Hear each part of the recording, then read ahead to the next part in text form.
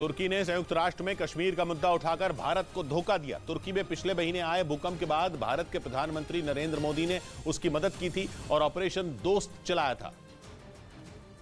लेकिन तुर्की ने साबित कर दिया कि धोखेबाजी उसकी फितरत में है, क्योंकि भारत के पीएम ने वहां जो मदद भेजी उसका उसने रत्ती भर एहसान नहीं माना और पाकिस्तान से दोस्ती का राग अलापने लगा। एहसान फरामोश एर्दोआन ने कश्मीर मुद्दे पर पाकिस्तान के साथ खड़ा होकर साबित कर दिया कि वो गद्दार है। हद तो तब हो गई जब तुर्की ने संयुक्त राष्ट्र में कश्मीर का मुद्दा उठा दिया।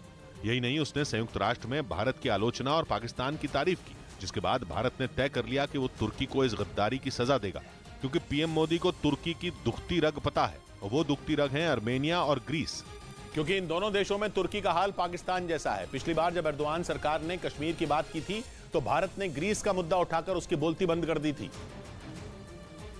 लेकिन लगता है कि तुर्की की अक्ल तब ठिकाने नहीं आई थी और इसीलिए भारत एक बार फिर तुर्की ग्रीस विवाद की बात कर सकता है, क्योंकि एजियन सागर के द्वीपों के मुद्दे पर ग्रीस ने तुर्की की नाक में दम कर रखा है। नेटो तक में ग्रीस ने इस मामले में तुर्की को नीचा दिखाया और अगर पीएम मोदी ने इस मामले में खुलकर ग्रीस का साथ देना शुरू कर दिया तो फिर तो तुर्की के लिए संभलना मुश्किल हो जाएगा। ग्रीस के अलावा आर्मेनिया भी तुर्की की दुखती रग है, क्योंकि वो अजरबैजान और आर्मेनिया की लड़ाई में अजरबैजान का साथ दे रहा है और अजरबैजान तुर्की और पाकिस्तान की तिकड़ी आर्मेनिया के खिलाफ जंग लड़ रही है।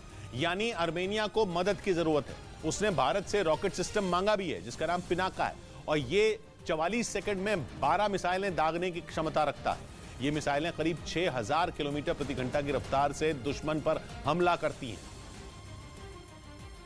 और किसी भी मौसम में दुश्मन को धूल चटा सकती है। पिनाका रॉकेट सिस्टम के अलावा भारत और आर्मेनिया के बीच और भी कई खतरनाक हथियारों की डील हुई है, जिनकी सप्लाई जल्द ही शुरू होने वाली है। एर्दोआन आर्मेनिया और ग्रीस की बात उठते ही बैकफुट पर आ जाते हैं, लेकिन ये सब जानते हुए तुर्की ने शीशे के घर में रहकर दूसरे के घर पर पत्थर मारने की जुर्रत की।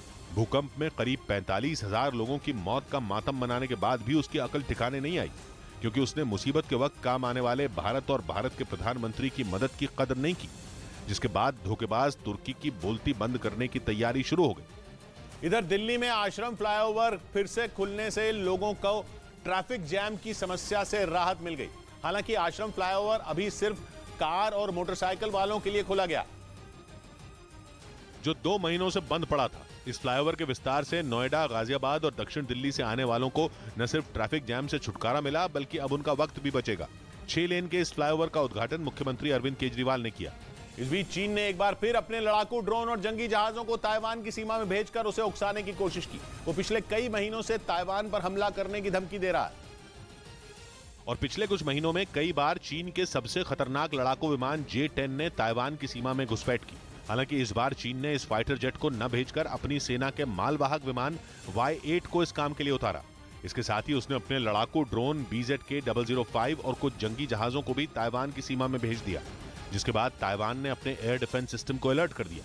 हालांकि थोड़ी ही देर में चीन के फाइटर जेट, ड्रोन और जंगी जहाज ताइवान की सीमा से लौट गए, लेकिन चीन की इस हरकत ने एक बार फिर जंग के हालात बना दिए।